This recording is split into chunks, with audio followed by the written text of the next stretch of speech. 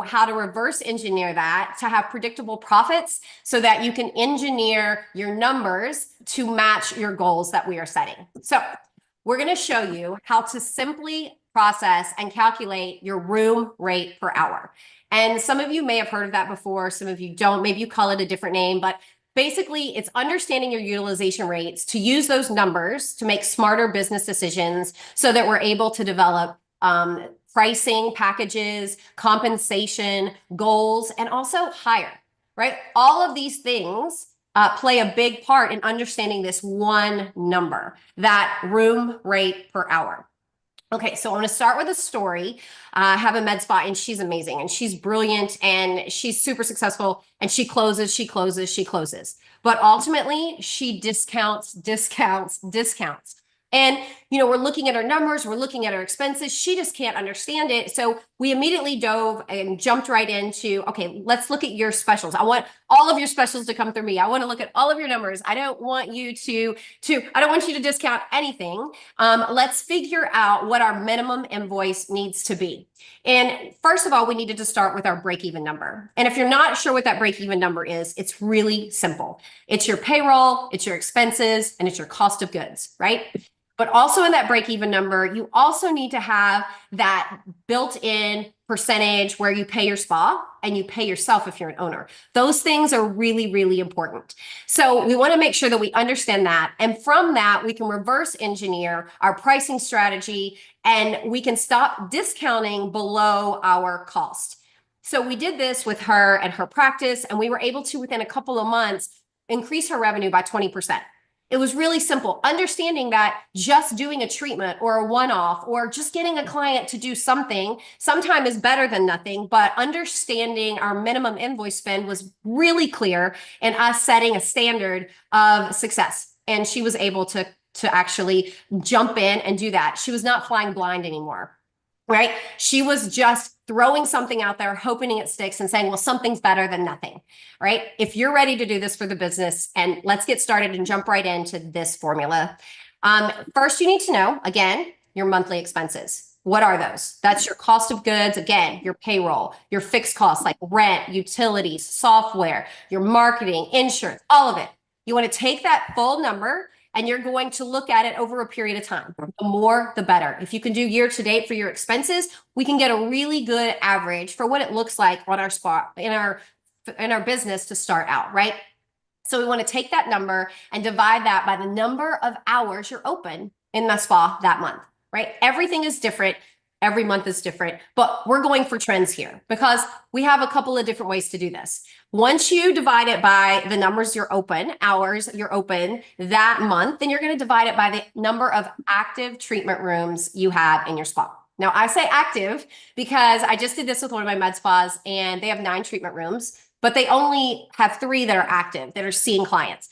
So, he comes to me super excited. Look at our room rate per hour. It's so low. We're so great. And I was like, no, we've got to now figure that out based on the actual capacity we have, which is 3. But then that's not the end of it. But let's give an example. If your expenses are $50,000 a month and you're open 200 hours and you have 5 treatment rooms, that essentially means that your room rate per hour is $50 an hour. But that's only if you're 100% utilized, right? That utilization rate is really important. And if you're not tracking your utilization rate, then you need to look at it by what is the number of hours you saw clients and divide that by the number of hours you were available to see them. That's your utilization rate. Once we understood that, well, then we look at it and we say, wow, I'm only utilized 50%. So now that number doubles. And now we know that our room rate per hour is essentially 100 at that time that we calculated. It's really crucial to understand this number because this is the minimum amount you want on an invoice per hour, not per client. That's different, right? Per patient. Sometimes appointments can go 2 hours, 2.5 hours, right? We're looking at it by the hour. So minimum invoice spend per hour. And so we want to talk about the utilization rates. And if your utilization rate goes up, what happens to that room rate? It goes down. So we want to look at how we can increase that. So if you have 200 hours a month and that you're using 150 hours of them, you're essentially 75% utilized. But that means that 25% of the time, that room is costing you money. Knowing your numbers really matters in this sense, right? It's going to help us to set realistic and clear goals, not only for our team, but for the entire facility, your business as a whole. So if your target is 90% utilization, you can figure out and reverse engineer it and say, okay, here's how many more appointments I need per month. Here's how many more packages I need to sell in order to hit that number. So it's the end of the year and we're looking at the year as a whole, and we're having hopefully our one-to-one reviews with our team members. We're setting them up for success in Q1. Remember, your Q1 and Q2 success are really important because we got to get through that Q3, right, guys? We've got to get through that summer slump. And once we understand our room rate per hour, we can then review that with our providers. And I just did this literally this week with, actually yesterday, with one of my clients. And it was kind of an eye opener, right? They always say that, wow, it was astonishing. I can't believe this, but they have a provider and she's adorable and she's great. And she does these smaller treatments, but her clients love her, but her utilization is really in the tank, right? It's trash. And it's because she's just not confident. She's not really telling them what they need. She's not telling them the services they need when they needed to rebook. And so a lot of times she'll have one client that day or two clients that day. And when we look at the revenue and the lost opportunity, for me, I was challenging them to say, what are we doing? Right? Let's pare back her hours to where we can fill her books, and then we'll expand her later. And let's get someone in here that's going to drive opportunity. It's going to hunt for their own food, right? They're going to get after it.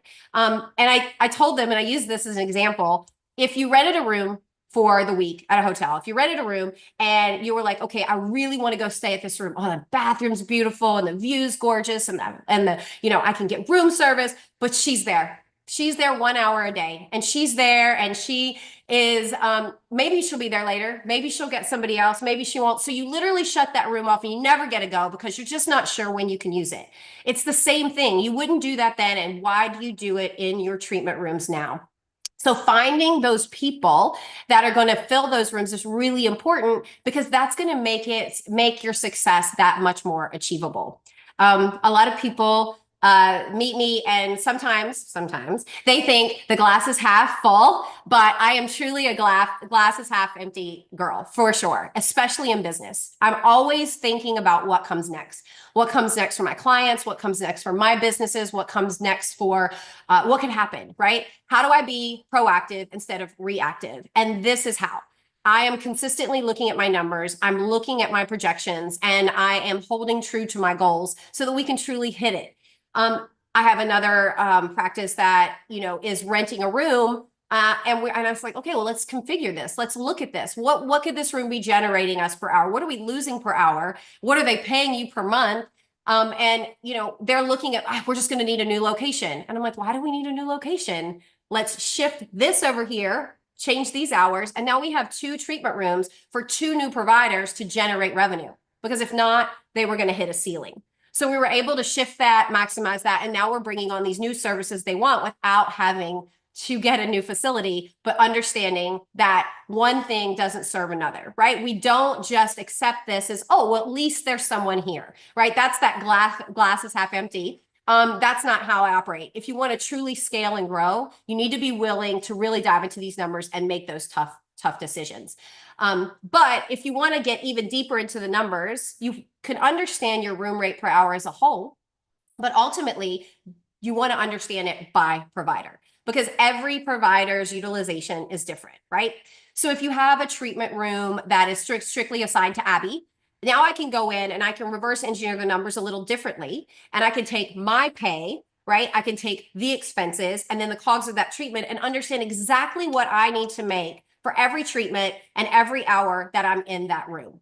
And so, for example, if we look at, I'm making $35 an hour, my room cost is $50, then we know my break-even cost is $85 if I'm 100% utilized, right? Which is never really the case. We're never 100% utilized. So we take that and we figure out based on our utilization, what my minimum invoice spend should be per hour. So this is really important. And I have a few med spas that are kind of over here in pot C, right? I have the ones over here in pot A who are like, I have this one provider and she down to the 4x4s that she uses in her treatments, she knows that service costs her $16.13, right? She's able to set goals. She knows exactly how to create baselines for her compensation. We worked on that together and she's solid. And I have several here. But then I have my pot B, right? Several of my clients who they kind of know their numbers, they're tracking them, they're giving them to their team, but they really don't know how to implement them in a way that's going to help them generate more revenue. And then you have my pot C over here. And this is a lot of my clients that come to me at first. And you know, we have this really great financial intake that our financial guru Zeril has put together. And you know, we can dive into your numbers right away, right from the beginning. And it's really amazing because we're really able to help you give your wins because again, these numbers are really important. But over here in pot C, they're like, well, I just know how much I make every month. And this is how you can reverse engineer and start. What are your expenses? How many hours are you open? How many treatment rooms do you have? And now we have a general number. But when we're looking at our providers and really trying to maximize the use of this number, we can then take their utilization rate. We can take their hours. We can take their pay and now be very, very specific. Because I had this conversation this week with one of my clients that it was interesting because they were like, well, I make this amount of money, so it's okay if she only does $60 an hour. And I'm like, okay, well, that's why you're scared to take a week off to go on vacation. That's why you can't ever be sick because if you're not working, then there's no revenue coming in. That's why it's really important that we hold a standard to everyone to understand what is their capacity, what are they able to do, and give them a minimum invoice for that client. Now, understanding that we're a med spa, so really, truly, we're not giving people things they don't want. We're a plastic surgery center. We're a dermatology office. We're a wellness facility. Everybody wants everything we have, right? They want all of it. And so we're giving them the tools to get the results they desire, but we're just not settling for these one-off treatments or it's okay, I understand, call me when you're ready. So giving them these goals is really what's going to be essential in setting you up for success. If they're not, we do have a provider excellence training on YouTube that I did a few months ago or whatever. Get on there, watch it. It's really informative on how to hunt for your food, how to have a great, an excellent provider. I learned a term yesterday from MJ that works with us, med assisting. You know, are they in the room? Are they like assisting the provider? Are they learning about other treatments? Are they sharing their expertise with other providers? Are they shadowing? That's really important. So provider excellence plays a part in this and understanding their minimum invoice, minimum hour rate that they need to generate is going to be really powerful. It's also going to help you when you hire.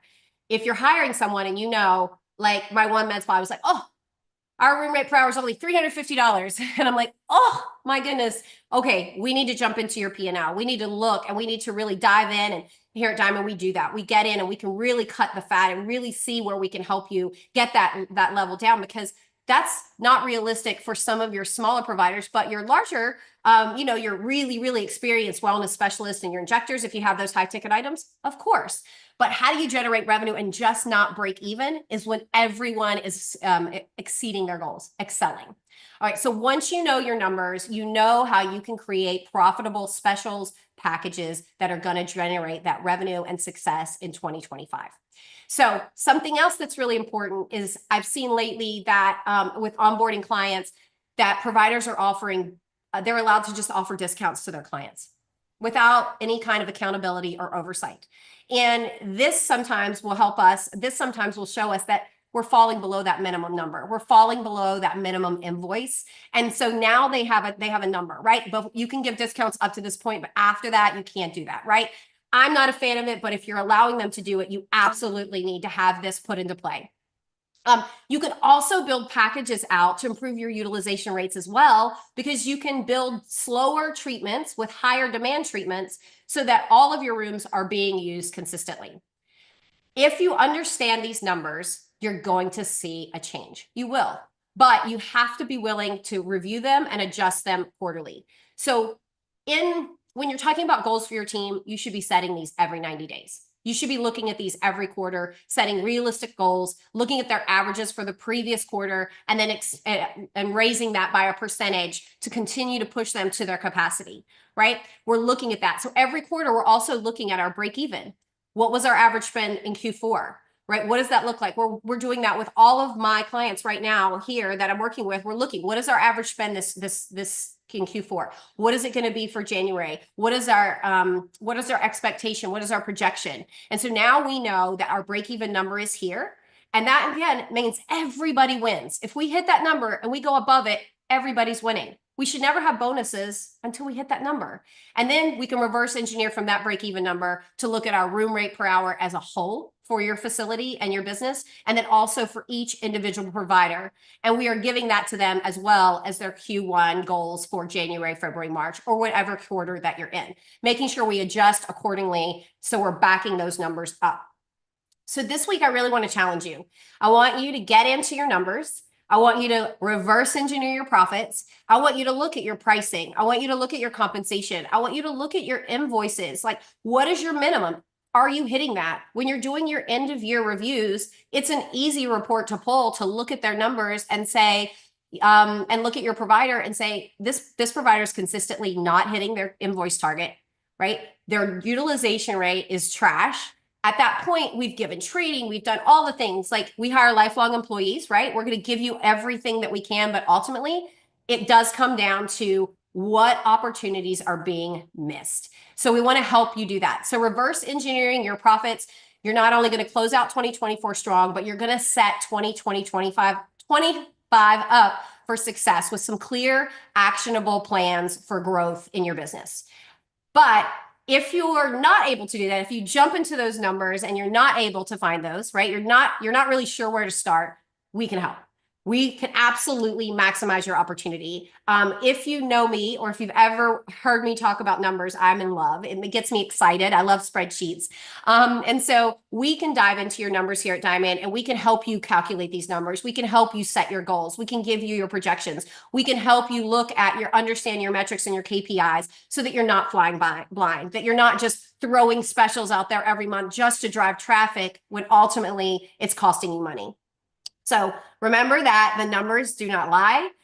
When you understand your business to this level, you're not only going to survive, but you're definitely going to thrive.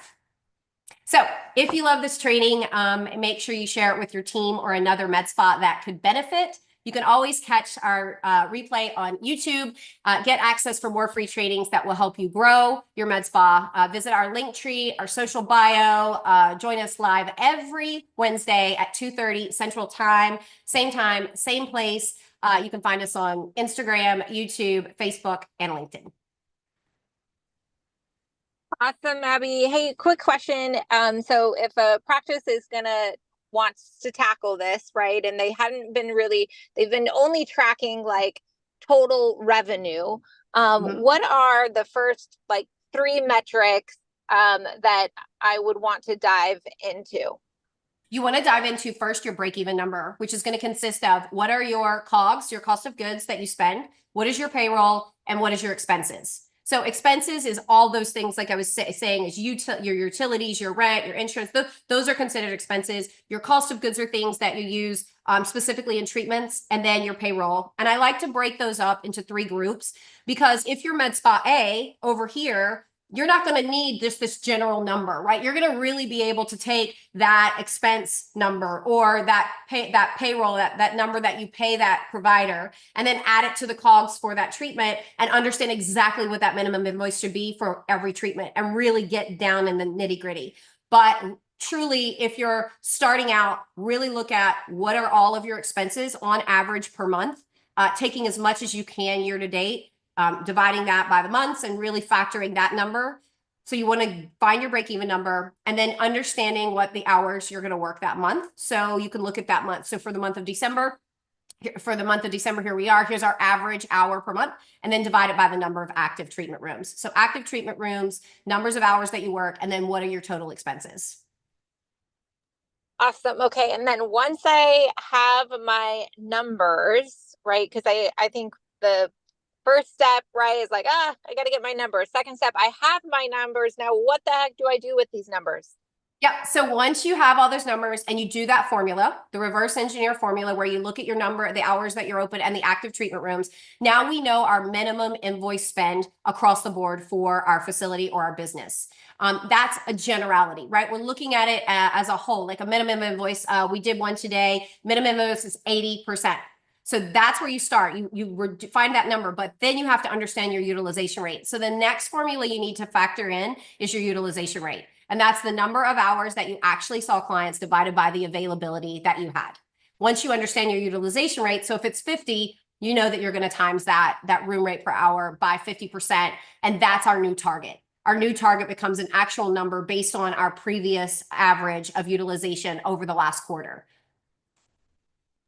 That's awesome. I think it's so helpful because I think sometimes when we go and we give numbers to our team, they're like, how the heck did you come up with this number? Right. And we have to be equipped to be able to answer that. And then you can transition the conversation over to of like, okay, and now this is how I'm going to empower you and coach you to be doing the revenue generating activity that you need to do in order to hit those numbers, right? That's a really good point. That's a really good point, because once they understand what their minimum invoice is, that's one thing, but are we tracking it? Are we auditing it? Is that whose responsibility is that to make sure that we are hitting those goals? And so if we're truly tracking our KPIs for our providers, we're going to see that it's very clear that they're not hitting their goal. We're going to say they haven't hit their goal every month. Now we dive into those numbers. We look at their utilization rate. We're pulling their invoices to see what their minimum invoice is on average. We're doing a deeper dive, and that's going to help us to help them. The more that we understand their output, then we can say, okay, here's the issue. Here's where the breakdown happened. The breakdown happened here. Or truly, she's just not utilized enough. She's doing a really great job, but we really need to get her utilization rate. And when I do my one-to-ones, whether it's with a fractional management client, where I'm actually working with the providers, or I'm working with one of our owners of their facilities, I challenge them, get into this with your providers. Make sure that they understand that the more that they hunt for their food, the more that they provide for themselves and bring people in to help, because I'm assuming all of my clients are out there really working hard for their team members. But if they hunt for their food, their utilization rate goes up. The pressure for that higher ticket invoice goes down. And it really puts it into their hands to also step up to the table and help meet the minimum goal, because most providers, let's be honest, don't understand how expensive it is to really truly run a facility. And this gives them clear goals and clear benchmarks to hit in order to make sure that they're doing their part. Yeah, awesome. Thank you. I couldn't agree more. All right. Thanks, guys. Have an awesome day and a great job, Abby. That was really valuable information you shared today. All right. Thank you, guys. Bye. Bye.